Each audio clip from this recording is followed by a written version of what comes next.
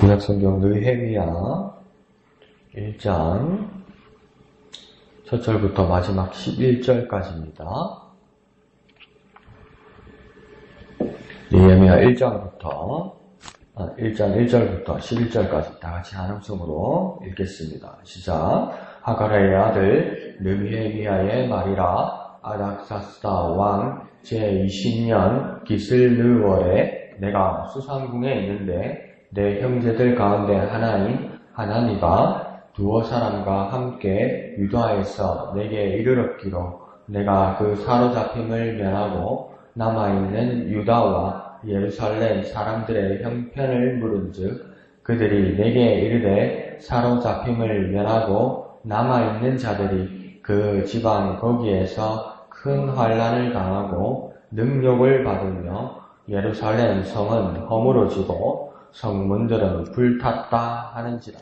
내가 이 말을 듣고 앉아서 울고 수일 동안 슬퍼하며 하나님 앞에 금식하며 기도하고 이르되 하늘의 하나님 여호와 크고 두려우신 하나님이여 주를 사랑하고 주의 계명을 지키는 자에게 언약을 지키시며 긍휼을 베푸시는 주여 간구하나이다.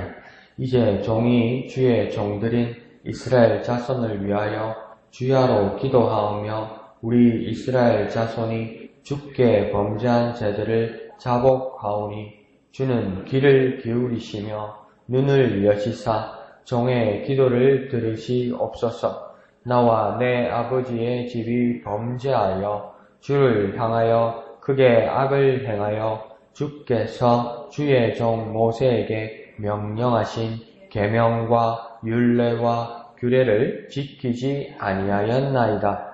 옛적에 주께서 주의 종 모세에게 명령하여 이르시되 만일 너희가 범죄하면 내가 너희를 여러 나라 가운데에 흩을 것이요 만일 내게로 돌아와 내 계명을 지켜 행하면 너희 쫓긴 자가 하늘 끝에 있을지라도 내가 거기서부터 그들을 모아 내 이름을 두려고 택한 곳에 돌아오게 하리라 하신 말씀을 이제 청하건대 기억하옵소서. 이들은 주께서 일찍이 큰 권능과 강한 손으로 구속하신 주의 종들이요 주의 백성이니이다. 주여 구하오니 귀를 기울이사 종의 기도와 주의 이름을 경외하기를 기뻐하는 종들의 기도를 들으시고 오늘 종이 형통하여 이 사람들 앞에서 은혜를 입게 하옵소서 하였느니 그때에 내가 왕의 술관원이 되었느니라. 아멘. 자, 오늘 본문부터 느헤미야에서가 이제 시작됩니다. 그래서 느헤미야는 원래 유대인이지만 지금 페르시아 이방 왕국의 수상궁에 있습니다. 그래서 북이스라엘은 아수르에 그리고 남유다 왕국은 바벨론에 이제 멸망하고 근데 그들의 식민지 정책은 뭐냐면 그 땅에 유력한 사람들을 자기 나라로 그렇게 끌고 가는 정책이었죠.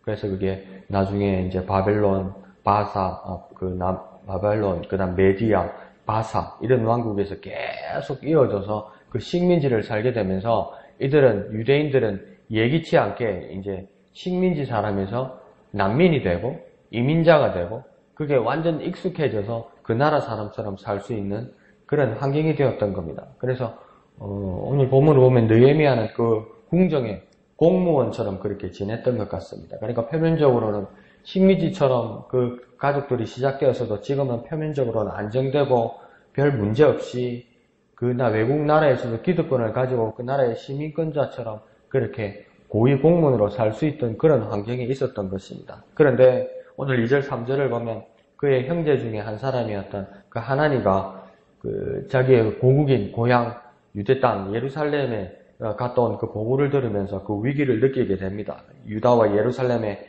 남아있는 자 그 동포들의 그 형편을 듣게 되는 거죠. 그래서 어떤 일이 있었다고 이야기하냐면 환난과 능력을 받으며 예루살렘 성은 허물어지고 그 성문들은 불탔다 이렇게 이야기합니다. 그래서 그 유다 그리고 남유다 북이스라엘이 시차를 가지고 이렇게 공격을 당하고 그다음 한두 번으로 끝나는 것이 아니라 여러 번 침공을 받다가 나중에 멸망한 것이죠. 그다음 다른 나라들이 또 정벌하러 온 것이 이제 주변 나라들이 또 약한 이 상태를 보고 약탈한 그런 상황인지 모르겠지만 예루살렘이 전체가 이제 완전 폐허가 됐다는 소식을 듣게 되는 것입니다. 그러니까 이중적으로 막 설상가상으로 그런 고통을 지금 이 느헤미야는 느꼈다는 겁니다. 첫 번째 공포는 뭐겠습니까? 동포들이 그 남아있는 사람들이 그 고통을 당했다는 거죠. 남아있다는 건 예루살렘에 남아있는 사람들. 근데 성경을 보면 여기 예루살렘에 남아있는 사람들은 자유로 남아있는 것이 아니라 더 이상 이용 가치가 없다고 생각하는 사람들. 그러니까 식민지 나라 입장에서는 더 이상 이용 가치가 없다고 생각하는 좀 유력하지 못한 부족한 사람들. 그런 사람들이 예루살렘에 남아있었으니까 우리식으로 말하면 노약자들이 그게 많이 있었겠죠. 그런데 그 남아있는 사람을 성경은 뭐라고 하냐면 남은 자라고 이야기해서 그게 뭡니까?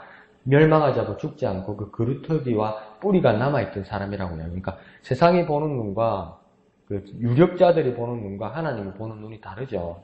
그런데 그 남아있는 사람들이 어떤 유대인들에게는 그들에게 희망이고 소망이었을 겁니다. 근데 자기 고국 땅에 남아있는 사람들이 지금 약탈당하고 고통당했다는 것에 대해서 느헤미야는 큰 충격을 받았을 것입니다. 근데 그와 더불어 더 큰 충격은 뭐냐면 이 예루살렘에 있는 이스라엘 사람들이 안정과 삶과 생명의 근거인 하나님의 임재가 있는 자리, 그 예루살렘 성, 그리고 그것을 지켜주는 성벽들이 뭡니까? 무너지고 다 불탔다는 겁니다. 그러니까 하나님의 임재가 있는 자리가 없어졌다는 겁니다. 우리 생각에는 우리의 일신이 중요하고 그래서 우리 일신을 지켜주시는 하나님이 감사하고 이렇게 되잖아요. 그런데 느헤미야는 좀 반대로 생각하는 것 같습니다.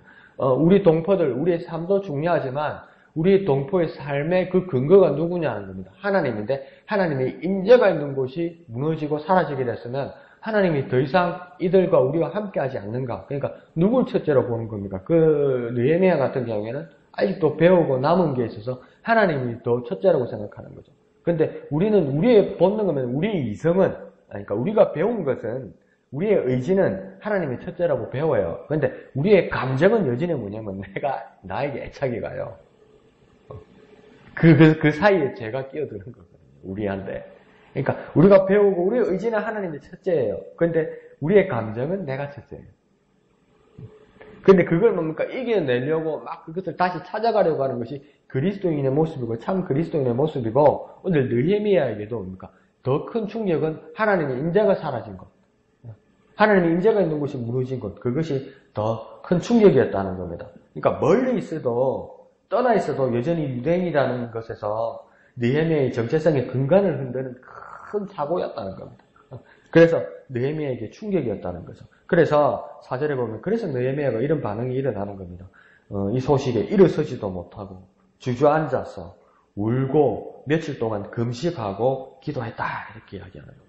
그러니까 우리 같으면 우리에게 충격이고 우리가 하나님을 의지하면서 살아왔는데 우리 환경이 무너지면 우리는 우리의 충격에 우리 자신이 바라보게 되는데 지금 느헤미야에게는 본능적으로 어떻게 합니까? 하나님 앞에 기도하는 것이 우선이 됩니다. 이게 자기 의지와 하나님의 앞에서 깨달은 바와 자기 삶이 이렇게 밀착되어 버렸다는 거죠. 그런데 우리의 삶을 거울로 한번 되새겨보면 기도는 한참 지나야 되거나 처음에 기도를 해봤는데 포기하거나 기도가 희미해지거나 이런 상황이 되거든요. 근데 느헤미야는 뭡니까? 기도하는 상황으로 그렇게 갑니다. 그래서 슬퍼하는 마음을 느헤미야가 금식 기도를 했다는 것은 우리가 말할 때 금식 기도는 작정해서 금식 기도하는 거죠. 어떤 하나님 앞에 응답받기 위해서. 그것도 귀한 일이죠. 그런데 느헤미야는 여기서 보면 작정해서 금식 기도한 건 아닌 것 같아요. 뭐냐면 슬퍼해서 금식했다 하잖아요. 주저앉아서 일어설 힘도 없어서 금식했다고 이야기하잖아요. 그러니까 우리가 비근한 예로 만약에 우리가 혼자 산다면 너무 아파서 어디 연락할 데도 없고 이러면 끙끙고 피가 열이 철철철 끓는데 그래도 죽으면 안 되지 해서 밥을 끓여 먹으러 나갈 힘이 없다는 거예요. 그래서 밥 못 먹는 거 아니에요? 그런 분도 많은 거 아니에요, 우리가. 그리고 너무나 큰 죽이 많고 마음이 아프면 쉬운 말로 막 귀찮아서 밥은 무슨 밥 이래서 너무 슬퍼서 밥을 먹지 못하는 거 아니에요. 그러니까 느헤미야도 그런 상황이었던 것 같아요. 내가 밥 안 먹고 내가 금식하고 하나님 앞에 결단해서 기도하리라 이게 아니고 너무 슬퍼서 밥 먹을 힘이 없었던 것이죠. 그러면서 하나님만 바라보고 하나님 앞에 기도했다. 그러니까 느헤미야는 우리나 비슷한 상황이 올 수 있습니다. 그래서 느헤미야처럼 우리도 슬퍼할 수 있습니다. 그런데 우리가 한 가지만 잘하면 될 것 같아요. 그 큰 슬픔을 견디지 못해서 그 슬픔을 가눌 길이 없어서 느헤미야는 어떻게 합니까? 기도하거든요. 우리도 그렇게 너무 슬프고 너무 막막할 때 요거 한 가지만 탁 더 하면 될 것 같아요. 기도하는 것. 하나님을 찾는 것. 그 자리로 나아가는 저와 여러분 되었으면 좋겠습니다. 그래서 5절에서 10절 상반절까지 느헤미야의 그 애끓는 그 기도가 이어집니다. 그래서 그 느헤미야의 기도를 5절에서 10절까지 잘 보면 자기 형편을 위한 것이 아니었습니다. 느헤미야는 자기를 위해서 이렇게 금식하고 슬퍼하면서 기도할 필요가 없었습니다. 왜요? 페르시아에, 그러니까 자기 고국 땅에서 멀리 떨어진 그 페르시아 왕의 수상궁에서 아주 편안히 있었습니다. 그런데 그러면 자기를 위한 기도가 아니었으면 민족과 나라와 고국의 사정을 위해서 기도한 것일까요? 예, 그럴 수도 있습니다. 그런데 그게 100%는 아닌 것 같습니다. 보통 교회에서는 그렇게 말하죠. 자기 자신보다는 고국과 자기의 동포들을 위해서 기도한 것이다. 그게 참 귀한 중보기도다. 예, 맞습니다. 그게 맞는데 그게 제가 볼 때는 100%는 아닌 것 같습니다. 아주 중요한 비중을 차지하지만 5절에 보면 그의 기도의 모습에서 이런 말이 나옵니다. 주를 사랑하고 주의 계명을 지키는 자를 언급함으로써 언약과 계명을 주신 하나님 앞에 범죄를 발견하는 겁니다. 하나님 나를 사랑해 주시고 하나님 나를 지켜주셔서 참 감사합니다. 그렇게 이 말씀을 볼 수도 있지만 하나님이 우리를 사랑하고 하나님 우리에게 계명을 주셨다. 이렇게 생각하면 주가 누구입니까?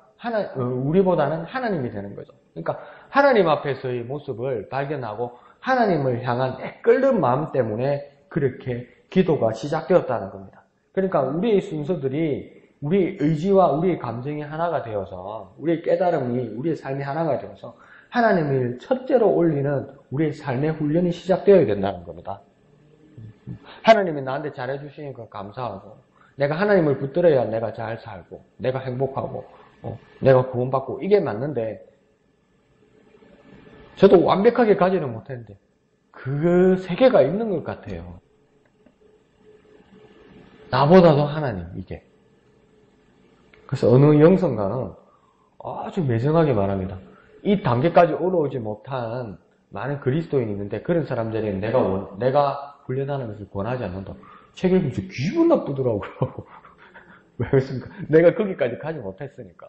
어떻게 보면 기분 좋고 편안할 때는 하나님 무슨 이러는데 어떨 때 우리에게 이기적인 모습이 나타나는 게 있잖아요. 근데 이 나를 채워주시고 나에게 응답하시는 나와 함께 하시는 하나님 앞에 감사하는 이 단계를 넘어서면 나보다도 하나님 이게 있는가 봐요. 그런 단계가 있는가 봐요. 진짜 나보다도 하나님. 그런 모습이 어떠시 이렇게 느헤미야에게 보입니다. 우리에게도 그런 모습들로 나아가고 그런 모습으로 훈련되는 그런 소망을 가지는 저와 여러분 되시기를 부탁드립니다. 자, 그러면서 느헤미야는 6절에 보면 이스라엘 자손 전체를 위하여 거대한 중보기도를 합니다. 그래서 이 중보기도는 자신을 포함한 큰 기도를 하는 겁니다. 그래서 먼저 6절 하반절에 이제 뒤에 6절 하반절을 보면 종의 기도, 곧 나 느헤미야의 기도를 들으시기 위해서 먼저 범죄한 죄들을 고백하고 있습니다. 그러니까 기도한다는 것은 뭐냐면 하나님을 찾는 것이고 하나님 임재가 사라진 곳에 다시 하나님과 소통을 하기 위한 기도를 시작하는 것인데 하나님과 소통하고 하나님과 연결되고 하나님과 다시 관계를 맺는 기도는 이를 막고 있는 죄에 대한 고백이 우선이라는 겁니다. 그러니까 하나님과의 소통이 끊어지고 하나님과의 관계 사이가 막혀 있다는 것은 무엇이 막고 있다는 거 아닙니까? 하나님하고 연결이 안 되는데 무엇이 나를 막고 있는데 그 막고 있는 것을 느헤미야는 뭐라고 생각하냐면 하나님과 우리 사이를 막고 있는 것은 죄라는 것이죠. 네, 우리 생각에는 악당이 그랬고 해코지 않은 누구가 그랬다고 생각할 때 느헤미야는 발견하는 건 뭐냐면 죄 때문이다. 우리가 범죄한 죄 때문이에요. 그래서 그 죄에 대한 고백으로부터 시작되는 거예요. 막혀있으면 뚫어야죠. 그 죄를 뚫어야죠. 그래 하나님과 우리의 관계가 연결되죠. 그래서 하나님과의 기도라는 그 소통을 위해서 먼저 중요하게 되는 것은 뭐냐면 우리의 죄에 대한 고백, 그 죄에 대한 고백을 통해서 그 소통의 길을 열어가는 것입니다. 그래서 7절을 보면 그 죄의 모습에 대해서 아주 그 상세하게, 아주 세밀하게 느헤미야는 표현하고 있습니다. 그래서 7절을 잘게 쪼개보면 우리가 악을 행하여 이렇게 느헤미야가 말하고 있죠. 그 악이 어디로 향하고 있는지를 말하고 있습니다. 우리는 숨어서 하나님 몰래 악을 행한다고 생각해요. 하나님을 피해서 되지도 않지만 우리의 죄악의 시도들이 뭐냐면 하나님 몰래 하나님의 눈을 피해서 할 수 있지 않을까 그래서 시도되는 거라고 우리는 그렇게 생각했어요. 근데 에덴 동산에서 아담과 하와도 마찬가지인 것 같아요. 선악과를 따먹을 때 하나님 몰래 할 수 있을 거라고 생각했는 것 같아요. 근데 하나님이 찾아내시죠. 근데 느헤미야가 발견한 건 뭐냐면 악은 하나님 몰래 한 것이 아니라고 이야기합니다. 7절에 뭐라고 시작합니까? 주를 향하여 이렇게 시작합니다. 담대하죠. 대담하죠. 악이 누구를 향한 거라고요? 하나님 몰래 한 거 아니고요. 주님을 향하여. 주님 앞에 대거리 치다는 겁니다. 이렇게. 맞짱 들려고 악이란 무기를 들고 감히 주님 앞에 대했다고 이야기하는 거죠. 그러면서 뭡니까? 구체적으로 나오죠. 악의 모습이 주님께서 주신 계명과 율례와 규례를 지키지 않다. 하나님 앞에 보면서 율례와 규례를 지키지 않았던 거. 옛날에 보면 완전 페류나 같은 애들 있잖아요. 못된 애들. 아픈 엄마가 막 허리를 부여잡고 아픈 무릎을 부여잡고 겨우 나이든 아들, 나이든 딸내미 식사를 챙겨주면서 옛날에는 또 식탁이 어디 있어요. 상이 막 세수도 안 하고 늦게 일어난 자식 상을 갖다가 이렇게 밥 먹으라고 밥상을 차렸는데 페류나 이 후레 같은 것들 어떡합니까? 엄마 보는 데서 막 상을 얻는 그런 나쁜 놈들 있죠. 엄마가 차려주는 것은 그랬다는 겁니다. 하나님이 차려주신 규례와 법도와 율례, 우리가 살기 위해서 주신 그 율례 법들을 주를 향하여 주님 앞에서 엎었다는 겁니다. 이 죄악의 모습이 이렇게 심각하다는 거예요. 그래 놓고 하나님과 소통하기를 소통이 안 되지요. 그 죄를 하나님 앞에 낱낱이 고백해야 하나님 앞에 용서함 받아야 하나님 앞에 소통할 수 있다는 것을 느헤미야는 배웠다는 겁니다. 그게 문제였어요. 우리에게도. 그냥 없었던 걸로 하는 게 하나님과 소통할 수 있다고 생각했던 것이죠. 그러나 하나님 앞에 우리의 죄악의 모습이 주님을 향했다는 것을 우리는 인정하고 고백하고 회개하고 용서함 받아야만 할 것입니다. 이렇게 꼼꼼하게 죄의 문제를 발견하면 더 이상 하나님 앞에 용서받을 기회가 없을 것 같지 않습니까? 8절에도 마치 그런 것 같이 말씀합니다. 만일 범죄하면 너희를 여러 나라 가운데서 흩을 것이라고 하나님 말씀하셨고 그 일을 우리가 지금 당하는 것 같습니다. 느헤미야가 8절만 보면 그런 것 같습니다. 하나님 말씀하신 대로 우리가 그렇게 응보를 받는 것 같습니다. 그런데 9절을 보면 다시 한번 만일 이렇게 시작합니다. 8절에는 만일 우리가 범죄했기 때문에 우리가 그 뒤에 죄에 대한 보응을 받는 것이다. 그래서 우리는 더 이상 할 말이 없습니다. 이렇게 말하는 것 같은데 9절을 보면 다시 만일 이렇게 시작합니다. 여지와 기회가 있다고 말씀하는 것 같습니다. 뭐랍니까? 만일 내게로 곧 하나님께로 돌아와 내 하나님의 계명을 지켜 행하면 하늘의 끝일에 있을지라도 돌아오게 하리라. 하나님 그렇게 말씀하시는 거예요.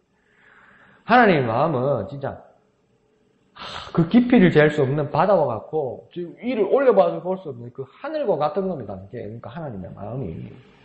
한번 여러분 우리의 삶으로 한번 적용해 보십시오. 어제 이놈의 자식이 밥상을 차렸는데 밥상을 엎었어. 엄마 마음에도 돌아서는 순간에는 얼마나 서럽고 얼마나 괘씸하고 그래 이 새끼야 굶어 죽으라 싶을 거 아니에요. 그런데 이웃집에 안 그러면 친척 누군가 고기를 한 건 끊어다 줘. 그럼 이 새끼 너는 굶어 죽어라. 엄마는 막 고기 구워 먹고 막 잘 먹고 잘 살란다. 엄마는 그게 안 돼. 또 구워가지고 아들 밥상 또 차리고 있어요. 근데 오늘 준 어제는 그랬는데 오늘 준 밥상에 아들이 무슨 일이 있었는지 엄마 미안해 하면서 엄마 고마워해서 먹으면 그게 엄마 마음은 보기가 좋고 그 잘 먹는 아들이 고마운 거라요. 이게 엄마는 배알도 없어. 근데 하나님 마음이 그렇다고요. 만일 너희가 범죄하면 온 세계로 내가 흩어져 다시는 돌아오지 못하게 해놓고 다시 하나님 구절에 뒤에 만일 내가 너희에게 준 법도 그 규례 내가 차려준 그 율례와 법도를 잘 받아서 지켜가면 돌아오게 하리라. 하나님 다시 은혜를 베푸신다고 이야기합니다. 그걸 느헤미야가 간절히 뭐라고 하면 주님 그것을 기억해 주십시오. 이거 누굴 위해 기도하는 겁니까?